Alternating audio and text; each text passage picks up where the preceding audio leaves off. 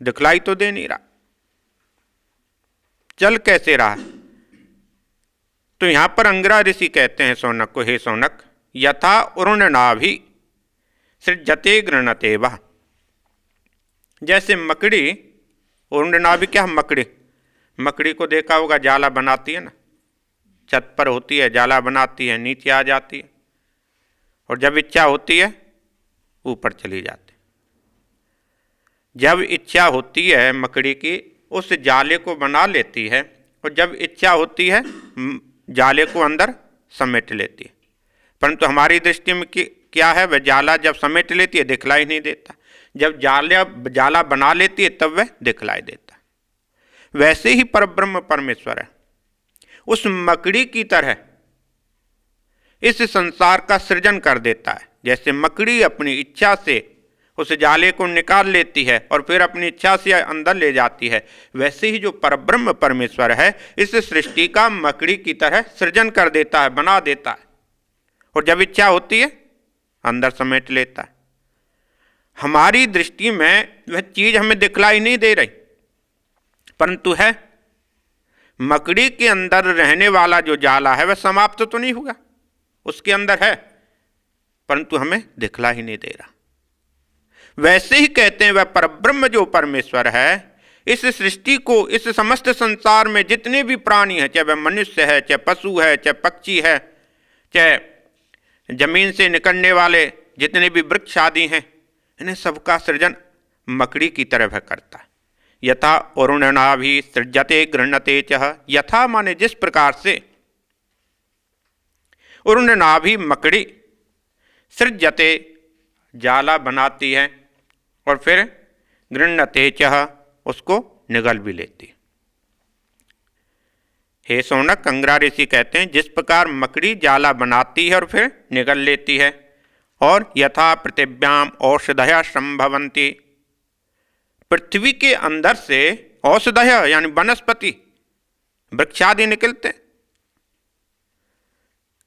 आम का बड़ा पेड़ हो, किसी का भी पेड़ हो, जमीन में से वह निकलते हैं और जमीन में ही बीज डाल दिया जाता।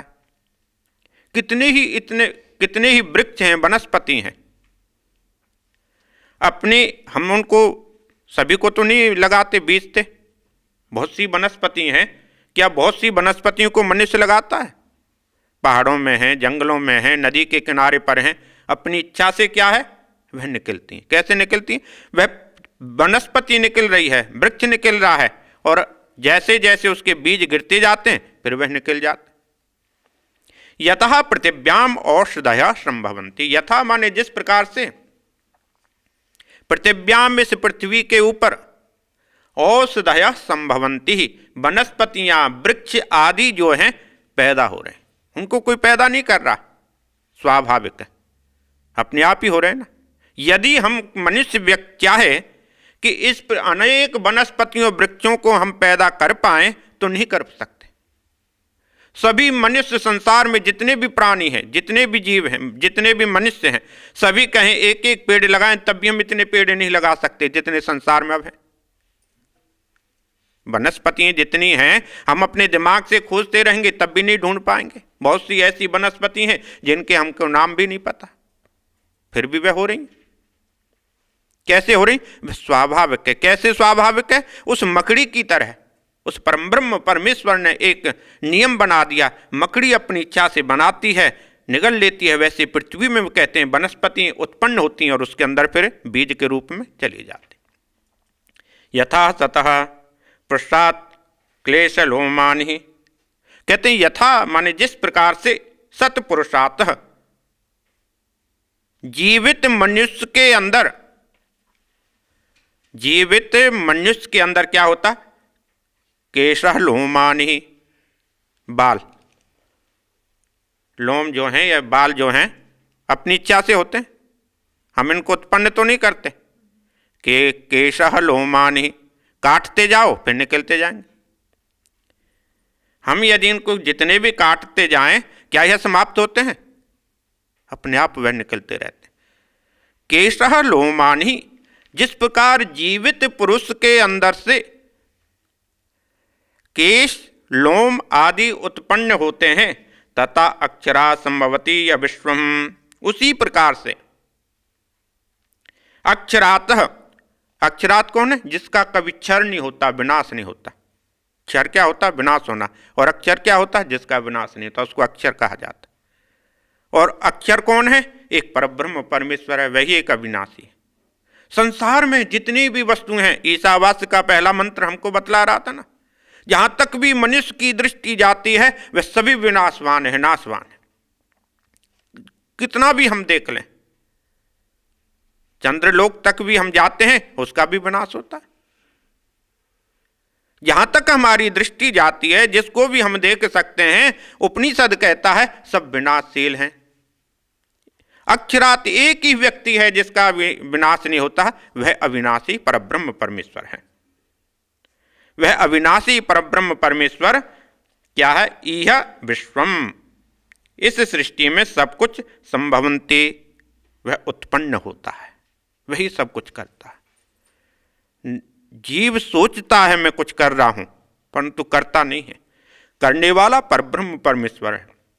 उसने सृष्टि का जब सृजन किया था, उसको उसने ऐसे बना दिया जिस प्रकार से पृथ्वी में औषधियां उत्पन्न हो गई, मकड़ी के अंदर जाला पैदा हो गया, फिर स्वाभाविक रूप से वह अपने आप चलता रहता है, फिर उसको कुछ करना नहीं पड़ता। फिर उसके लिए वह मुख्य कारण नहीं है। मुख्य कारण माता पिता हो सकते हैं संतान उत्पन्न होने के, वह मुख्य कारण नहीं है। एक निमित्त कारण है, एक मुख्य कारण है, एक उपादान कारण है। तो इसलिए अगले मंत्र में कहते हैं तपसा चीयते ब्रह्म तत् तत् अन्नम अभिजायते अन्नात् प्राणो मनः सत्यम लोकः कर्मसु चामृतम। तो यहाँ पर अंगिरा ऋषि शौनक जी को सृष्टि के विषय में बतला रहे हैं। गीता में भी भगवान श्री कृष्ण ने यही बतलाया था,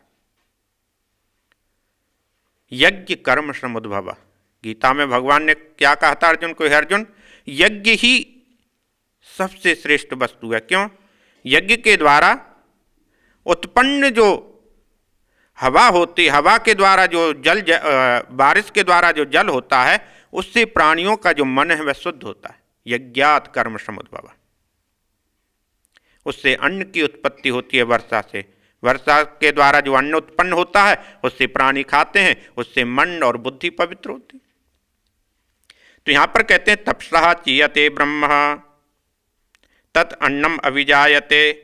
ब्रह्म व परब्रह्म जो परमेश्वर है, तपसा सत्य संकल्प से इस सृष्टि को जब वह सृजन करता है, बनाता है, तो कैसे बनाता है? कल्पना करता, संकल्प करता। उसका संकल्प करना ही, उसका सोचना ही सृष्टि का निर्माण करना हो जाता। हम जैसे सोचते हैं, कहते ना कल्प वृक्ष के नीचे बैठ जाओ, जो मन में संकल्प पैदा होता है वह अपने आप होने लग जाता है। कल्प वृक्ष क्या है? हमारी कल्पना है। हमारी कल्पनाओं का, हमारी कल्पना को पूर्ण जो कर दे वह कल्प वृक्ष है। और परब्रह्म परमेश्वर क्या है? मन में जब संकल्प करता है, इच्छा करता है, तो अपने आप ही वह सृजन हो जाता है, बन जाता है, निर्माण हो जाता है। उसको हाथ पैर चलाने नहीं पड़ते।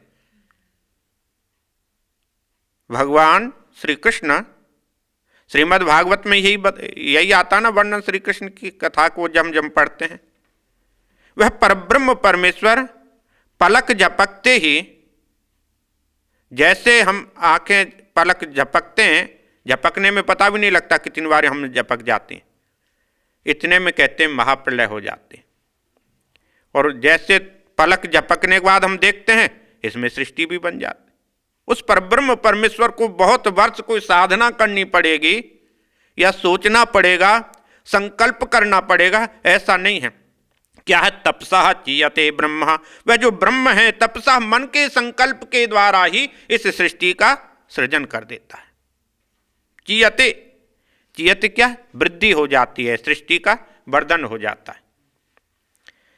ततः तब जब सृष्टि का सृजन होता है वह परब्रह्म परमेश्वर कहता है। साधारण भी हम यदि देखें, बच्चे का जन्म जब होता है और जन्म के साथ ही दुग्ध अपनी माँ के स्तन में अपने आप आ जाता है। क्या माँ कभी कल्पना करती है? कल्पना नहीं करती, चाहे पशु में हो, चाहे पक्षी में हो, चाहे नारी के अंदर हो। ऐसे ही कहते हैं उस परब्रह्म परमेश्वर ने जब सृष्टि का सृजन कर दिया तो क्या हो गया? अन्नम अन्नम अभिजायते, सृष्टि के सृजन करते ही अन्न भी पैदा कर दिया। जिस प्रकार साधारण मां भी बच्चे को जन्म देने के लिए दूध उसके साथ में उत्पन्न हो जाता है, वैसे ही उस परब्रह्म परमेश्वर ने जब सृष्टि का सृजन कर दिया, अन्नम अभिजायते, अन्न भी पैदा हो गया। अन्नात् प्राणो मनः सत्यम लोकः कर्म शुचामृतम। तो कहते हैं अब इससे क्या है, इतना तो उन्होंने कर दिया, क्या?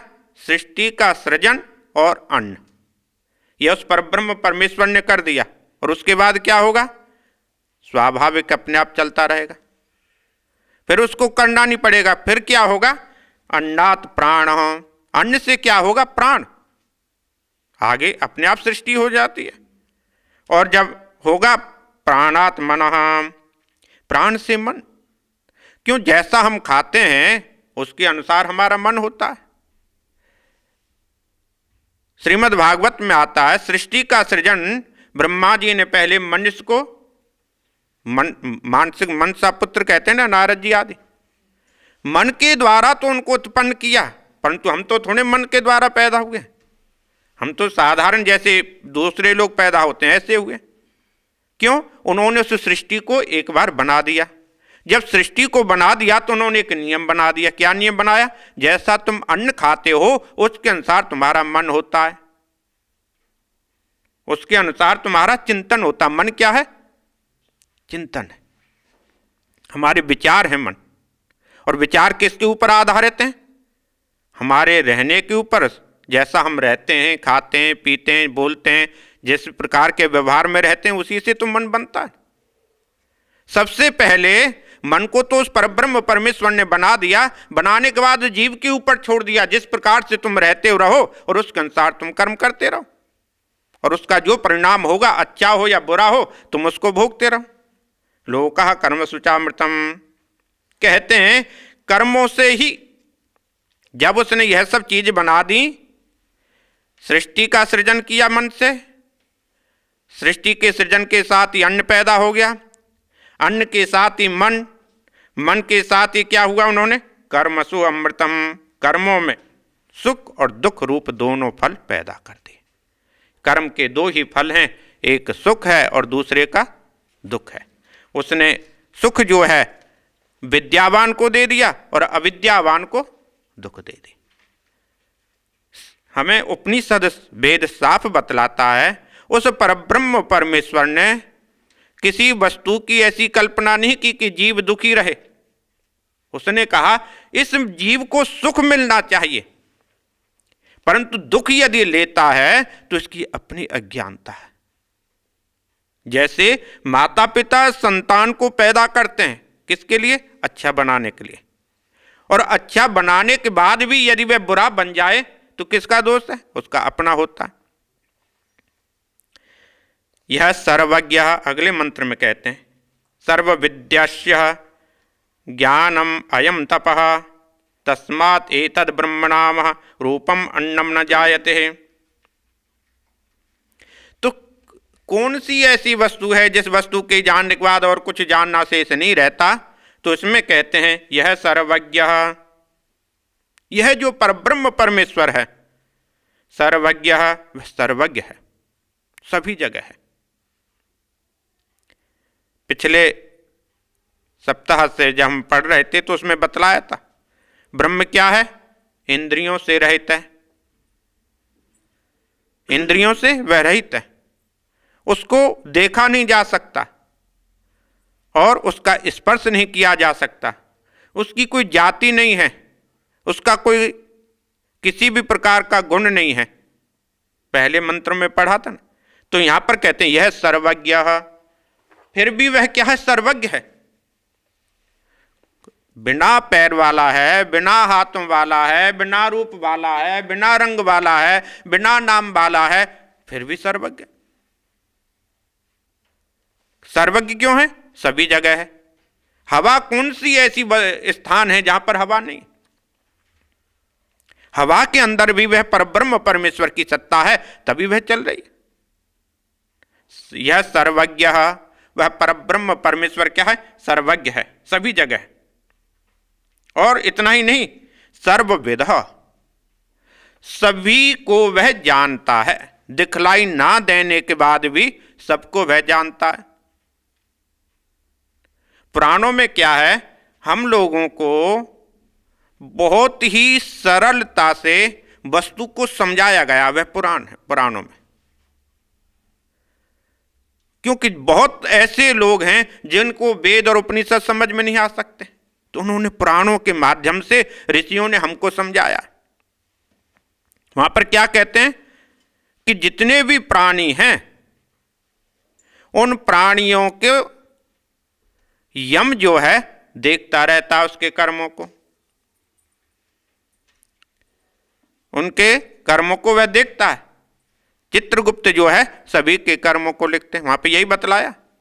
कैसे लिखते हैं वह तो दिखलाई नहीं देता। पुराणों के माध्यम से साधारण लोगों को बतलाने के लिए, छोटे बच्चे को समझाने के लिए उन्होंने यह बात बतलाई है, जो भी तुम कर रहे हो अच्छा या बुरा, अंधेरे में या प्रकाश में, सोए हुए या जागते हुए, मन से या वाणी से या बुद्धि से या सोच करके या अनसोचे हुए, जो भी तुम कर रहे हो वह सब क्या है? वह लिखा जा रहा है। साधारण बच्चों को समझाने के लिए उन्होंने कितनी सरल बात बतलाई। वेद कहता है सर्वविद, वह सर्व कुछ जानता है।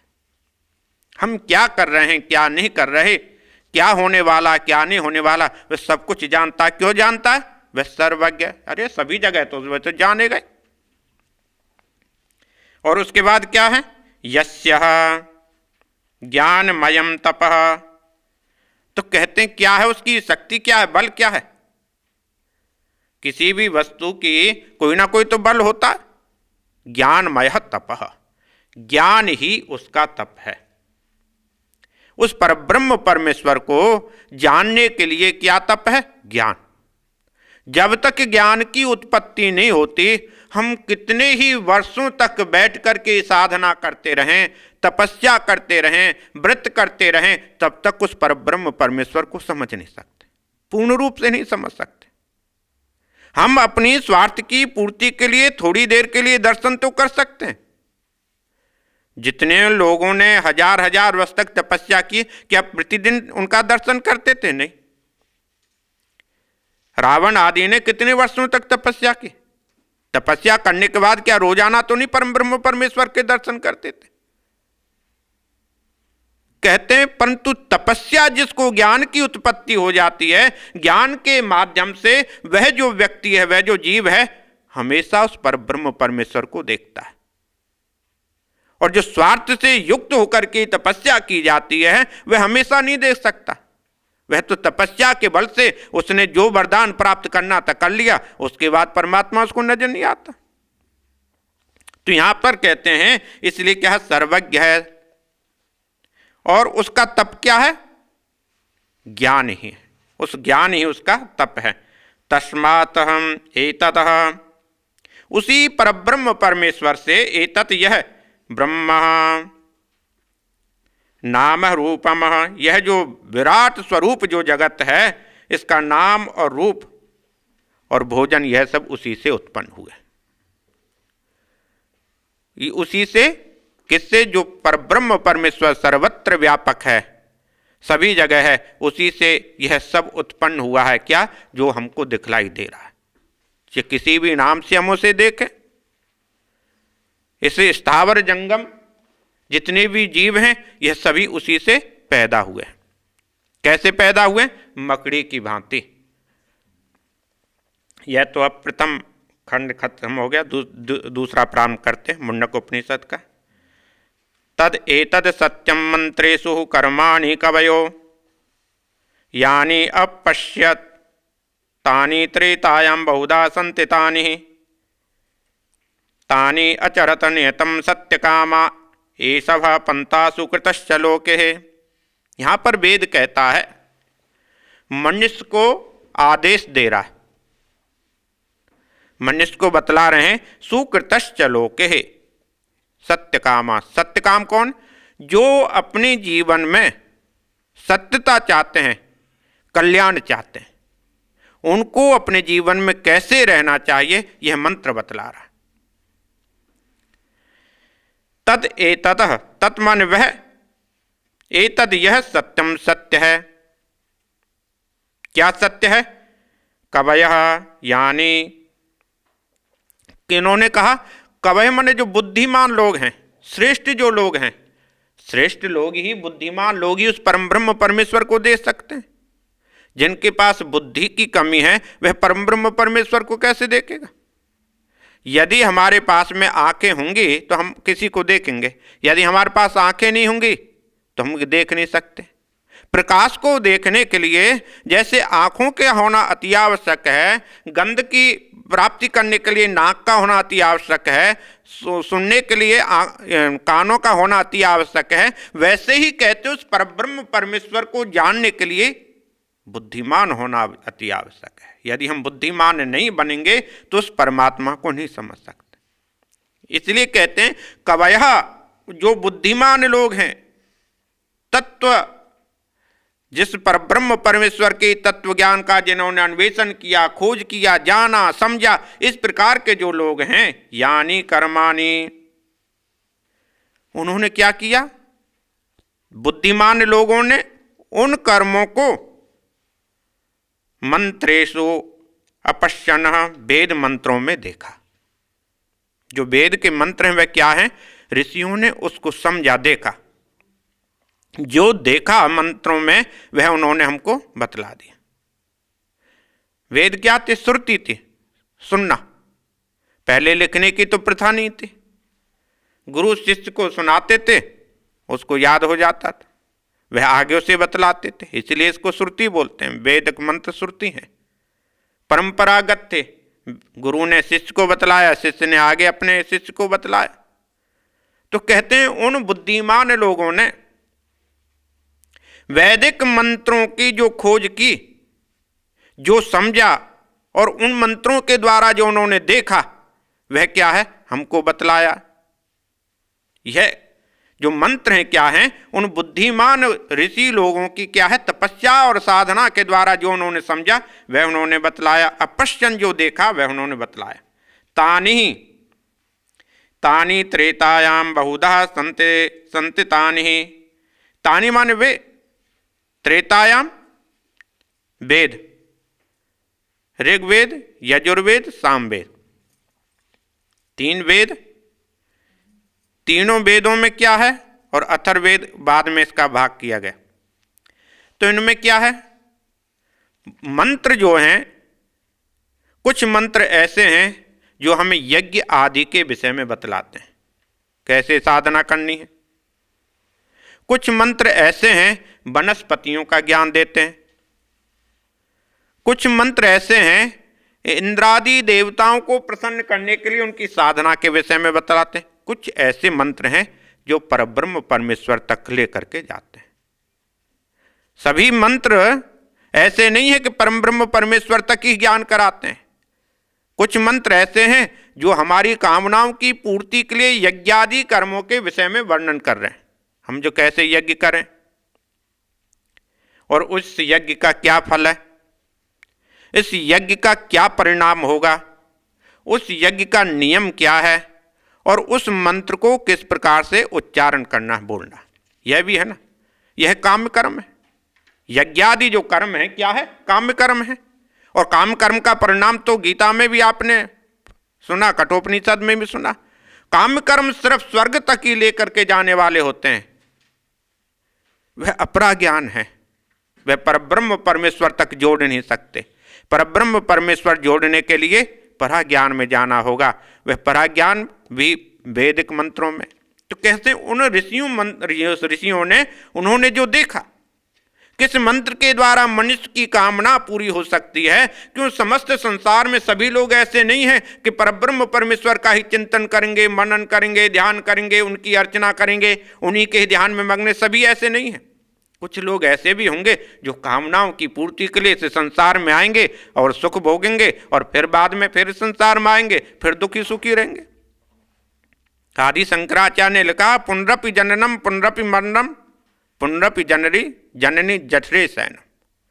जो इस प्रकार की कामना से युक्त होकर के कर्म करते हैं, ना जाने कितनी बार मां के पेट में आते हैं और फिर मर जाते हैं, फिर जन्म ले लेते हैं।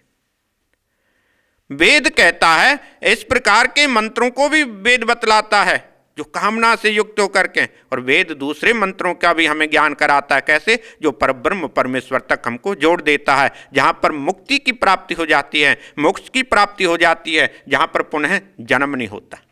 तो कहते हैं अपश्यन, मंत्रों में जो वेद में जो देखा, मंत्रों में जो देखा, वह तानि ही त्रेतायाम बहुधा संतितानि। बहुत बहुधा माने बहुत प्रकार से ऋग्वेद यजुर्वेद सामवेद में संतितानि व्याप्त लिखे हुए हैं। जिस कामना की इच्छा के लिए चलो आप चाहते हो तो चलो वेद में जाकर के उन मंत्रों को ढूंढ लो, मिल जाएंगे। फिर सत्य कामा, परंतु यहां पर कहते हैं सत्य कामा, सत्य की कामना करने वाला जो जीव है। सत्य की कामना कौन करेगा? जो मुक्ति की प्राप्ति करेगा। सत्य की कामना कौन करेगा? जो मोक्ष चाहता है। कहते हैं सत्यकामी जो लोग हैं, क्या है? तानि ही नियतम आचरतः, उसका नियम पूर्वक अनुष्ठान करना होगा। ऐसा नहीं है कि हम बिना नियम के चलें। यदि संसार में भी हम रहते हैं तो तब भी क्या है? नियमित रूप से होकर के ही संसार में हम रह सकते हैं। यदि हम अपनी इच्छा से कोई कर्म करने लग जाएं, जीव अपनी इच्छा से कुछ कर्म करने लग जाए, तो समाज नहीं चल सकता। समाज को चलाने के लिए भी, परिवार को चलाने के लिए भी क्या है? नियमों का पालन करना पड़ता है। और उस परब्रह्म परमेश्वर को प्राप्त करने के लिए तो और भी नियमों का पालन करना पड़ेगा। और उसमें क्या नियम है? सिर्फ सत्य है। एक ही नियम है, क्या? सत्यता का आचरण करना।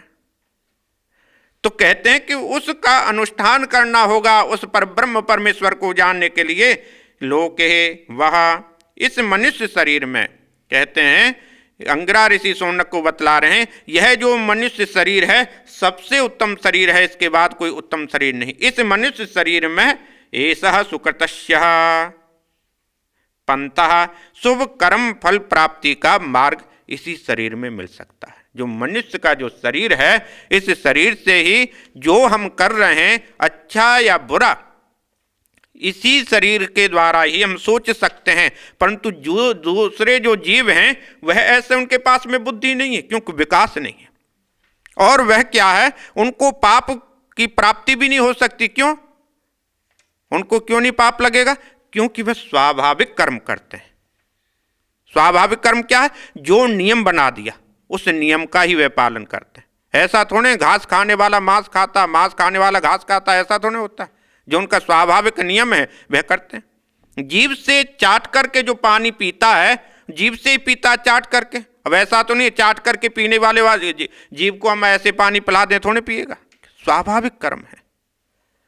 पशु अपने स्वाभाविक कर्म को करता है, मनुष्य स्वाभाविक कर्म नहीं करता। क्यों? इसके पास में बुद्धि है, और बुद्धि होने के कारण ही पाप पुण्य में यही लिप्त होता है। परमब्रह्म परमेश्वर ने कहा कि सिर्फ मनुष्य के साथ ही पाप और पुण्य की कल्पना की जा सकती है, सोचा जा सकता है, इसी को अधिकार है। अरे जीव को के दूसरे पशुओं को तो नहीं होगा। समय पर संतान की उत्पत्ति मनुष्य थोड़े करता है, पक्षी करता है। समय आने पर ही पक्षी जो होता है संतान की उत्पत्ति करता है। उसकी एक ऋतु है, उसका एक नियम है, परंतु मनुष्य का कोई नियम नहीं। इसलिए कहते हैं उसके ऊपर उसको छोड़ दिया गया। तुम शुभ करते हो या अशुभ करते हो, उसके ऊपर आधारित उसको छोड़ दिया गया।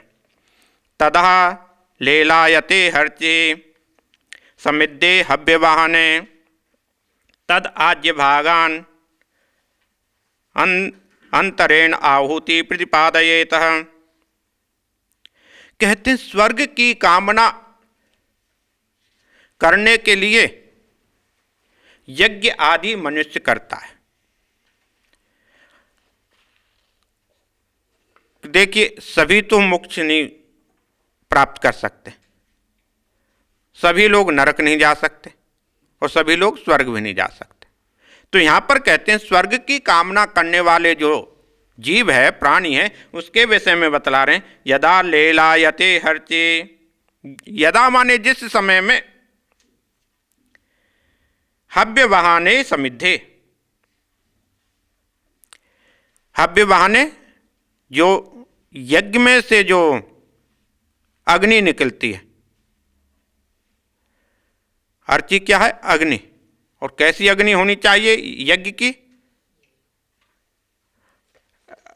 बहुत प्रफुल्लित होनी चाहिए, फैली हुई होनी चाहिए। ऐसा नहीं है कि धुआं जहां पर हो रहा हो उस के अंदर दी हुई जो आहुति है उससे देवता प्रसन्न नहीं होते। देवता किससे प्रसन्न होते हैं? जो अच्छी प्रकार से अग्नि आपकी जल रही है, उस अच्छी प्रकार से जलती हुई अग्नि के अंदर जो आहुति दी जाती है उस आहुति से ही देवता प्रसन्न होते हैं। तो कहते हैं हव्य वाहने समिद्धे, वह क्या है? देवताओं के पास में कौन पहुंचाती है? अग्नि। जो हम डालते हैं, जो भी चरु डाल रहे हैं उसके अंदर सामग्री जो डाल रहे हैं वह क्या डाल रहे हैं? देवताओं का भोजन है। उन देवताओं को भोजन कौन पहुंचाएगी? अग्नि। एक यह जठराग्नि है और एक बाहर की अग्नि। हमारी जठराग्नि अंदर, जठर माने पेट में रहने वाली अग्नि जो है अच्छी तरह से काम ना करे तो हम जो खाते हैं वह पचेगा नहीं अच्छी तरह से। पेट के अंदर रहने वाली अग्नि यदि अच्छी प्रकार से काम करती है तभी हम भोजन का स्वाद ले पाते हैं, और यदि नहीं काम करेगी क्या होगा? हम भोजन का स्वाद नहीं ले पाए। वैसे ही कहते हैं यदि अग्नि कुंड में रहने वाली अग्नि मंद हो, धीमी हो, अच्छी ना हो तो क्या होगा? देवता उससे प्रसन्न नहीं होते। क्यों? कि जो आहुति दी हुई है वह वहीं पर रह गई। जलती हुई अग्नि की आहुति, अग्नि जो है वह आहुति को देवताओं तक पहुंचाती है। तो कहते हैं हव्य बहाने समिद्धे, देवताओं के पास पहुंचाने वाली जो अग्नि है, अर्ची, अर्ची क्या? ज्वालाएं जो हैं उसके में से ज्वाला निकलनी चाहिए। ज्वालाएं लेलायते, लेलायते लप लपाती हैं। ऐसा नहीं कहा थोड़ी होनी चाहिए, लेलायते लप लपाना यानी अच्छी प्रकार से जलना। लेलायते लप लपाती हैं।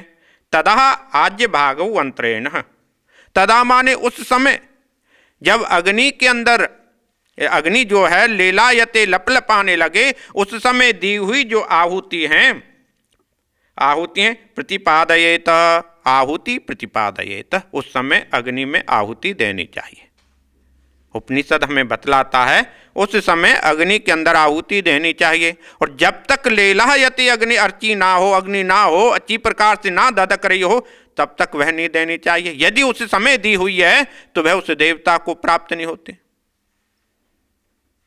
तो अगले मंत्र में कहते हैं यश अग्निहोत्रम अदर्शम। तो यहां पर नियम बनाया। क्या नियम है? जो यज्ञ करता है उसने कहा यज्ञ करने से ही सब कुछ नहीं हो सकता, यज्ञ के साथ में और भी उसके अधिकार होने चाहिए और उस अधिकार के और भी नियम होने चाहिए। सीधा जाकर के बोले एक मैं अग्नि जाकर के जला लूं और देवता को प्रसन्न कर दूं, ऐसा नहीं होता।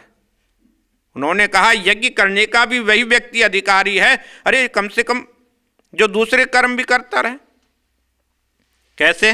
कहते हैं यश अग्निहोत्रम अदर्शम अपूर्णमासम आचातुर्मासम अनाग्रगण्यम अतिथिम वर्जितम च। कहते हैं कि जो व्यक्ति यश्य जिसका अग्निहोत्रम, जो अग्निहोत्र क्या है? यज्ञ।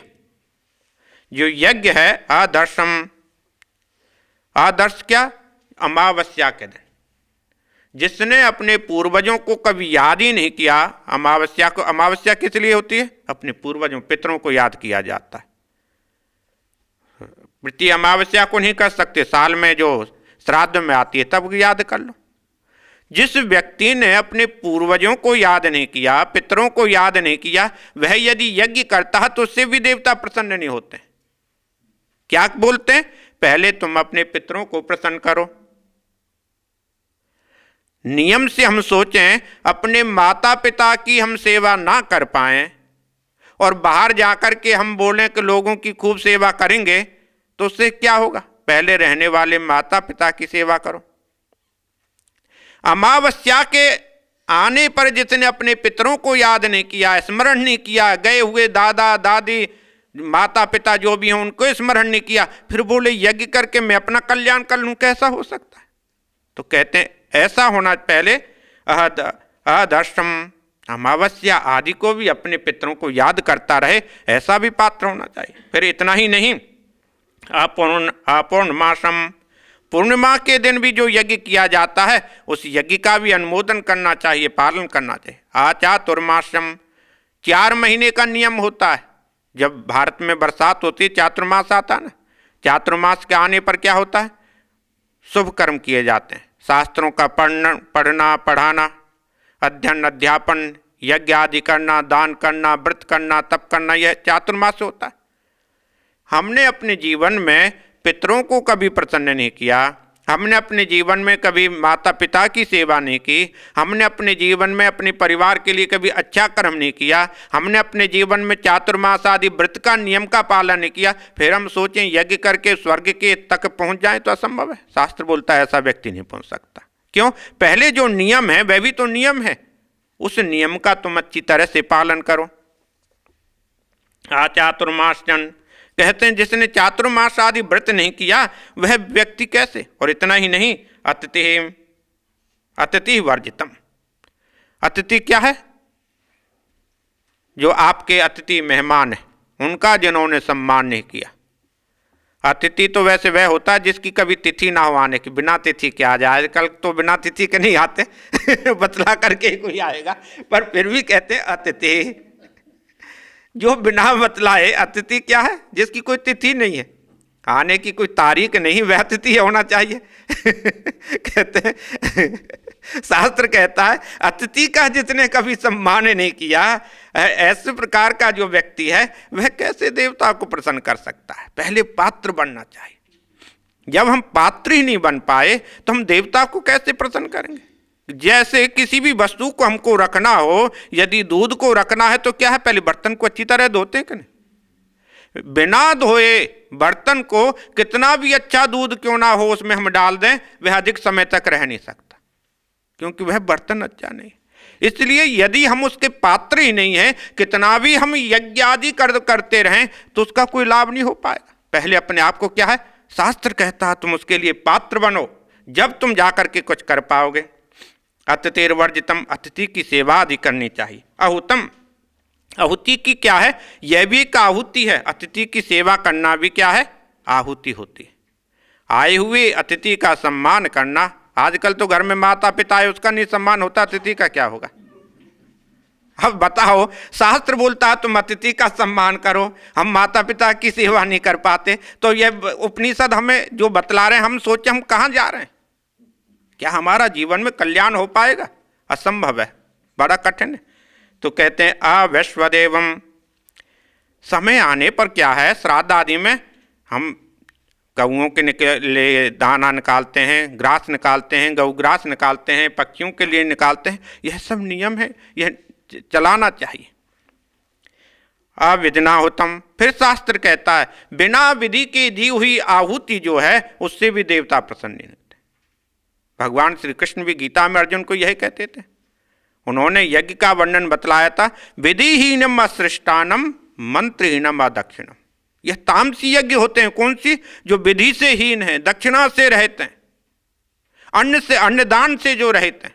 हम सोचें यज्ञ करें और उसमें भोजन ना कराएं, यज्ञ करें हम दक्षिणा ना दें, यज्ञ करें मंत्रों को उल्टा सुल्टा बोलें, तो क्या है? इनसे कुछ नहीं, ये तामसी हैं, इनका परिणाम उल्टा होता। इसलिए शास्त्र कहता अविधिनाहुतम, जो आहुति दी जाती हैं वह भी विधि के अनुसार होनी चाहिए, तभी जाकर के पुण्य की प्राप्ति हो सकती है। असप्तमान लोकान हिनस्ति, कहते हैं जो इस प्रकार का व्यक्ति है, शास्त्र की मर्यादा से रहित होकर के यज्ञों का अनुष्ठान करता है। कैसे? माता पिता की बिना सेवा किए, पितरों को बिना याद किए, पूर्णमासी आदि के शुभ कर्म किए बिना, इस प्रकार का जो व्यक्ति है वह क्या है, स्वयं भी नरक में जाता है। और क्या है, असप्तमान लोकान हिनस्ति, कहते हैं कि जो 7 पुण्य लोकों का अपना वह नाश कर देता है, वह उससे मिलता कुछ नहीं। वो सोचता है मुझे मिलेगा, मिलेगा नहीं, उल्टा उसका बुरा हो जाता। क्यों बुरा होता है? जैसे कि मैंने आपको बतलाया, कितना भी सुंदर अच्छी वस्तु क्यों ना हो, शुद्ध वस्तु क्यों ना हो, जैसे गंगा जल है, गंगा जल पवित्र होता कि नहीं? उस पवित्र गंगा जल को हम गंदे बर्तन में डाल दें तब क्या होगा? तब नहीं। और गंगा के अंदर यदि कोई गंदगी आ जाती है तब भी वह शुद्ध है, हम उसे स्वीकार करते हैं। और वही गंदगी हमारे हाथ में बर्तन में वह आ जाए तब वह गंगा जल को हम स्वीकार नहीं करते। इसलिए सबसे पहले पात्र होना अति आवश्यक है। प्लवाहेते अदृढ़ा यज्ञ रूप अष्टादशोक्तम अवरम ये सुकर्म एतस्त्रेव अभिवदन्ति मूढ़ा जरा मृत्युम चे पुनरेपि यन्ति। कहते हैं यज्ञ क्या है? एक नौका के समान है। कितना भी बड़ा समुद्र क्यों ना हो, उस समुद्र में आप नौका में बैठ करके कहीं भी जा सकते हो, पानी वाले जहाज में बैठ के कहीं भी जा सकते हो, कितना भी बड़ा समुद्र क्यों ना हो। ऐसे ही कहते हैं किसी भी आप लोक में रह रहे हो, उस लोक से उस परब्रह्म परमेश्वर तक पहुंच सकते हो। किसके माध्यम से? यज्ञ के माध्यम से। स्वर्ग की कामना, स्वर्ग की इच्छा, स्वर्ग की प्राप्ति, इन सब की उपलब्धि यज्ञ के माध्यम से होती है। यज्ञ क्या है? एक नौका के समान है। और नौका से रहित होकर के यदि व्यक्ति पार होना चाहे, वह असंभव है, पार नहीं हो सकता। हम अपने जीवन में शुभ कर्म तो करें नहीं। भगवान श्री कृष्ण गीता में अर्जुन को कहते थे, अर्जुन, मनुष्य यदि जीवन में शुभ कर्म नहीं करेगा और शुभ कर्म ना करने के बाद भी वह सोचे मेरा कल्याण हो जाए, स्वर्ग की प्राप्ति हो जाए, मुक्ति की प्राप्ति हो जाए, अच्छे परिवार में मेरा जन्म हो जाए, कैसे हो सकता है?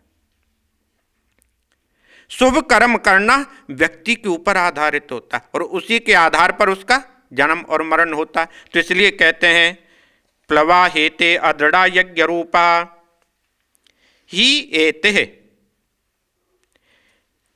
ही मन निश्चय रूप से, ही का मतलब है बहुत ही, जैसे आदमी कहता ना कि मैं आपको अच्छी प्रकार से बतला रहा हूं, इसमें कोई बदलाव नहीं होगा, यहां पर बतला रहे हैं ही एते, निश्चय पूर्वक व्यक्ति को समझ लेना चाहिए।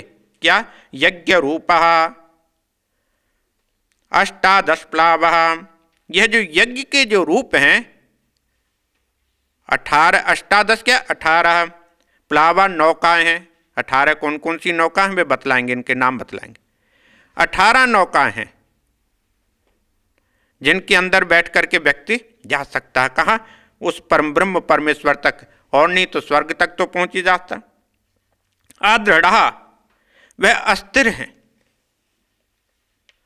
अदृढ़ माने जमी हुई हैं। निश्चय समझ लेना चाहिए 18 इन नौकाओं के ऊपर बैठने वाला जीव, बैठने वाला प्राणी निश्चित रूप से क्या है?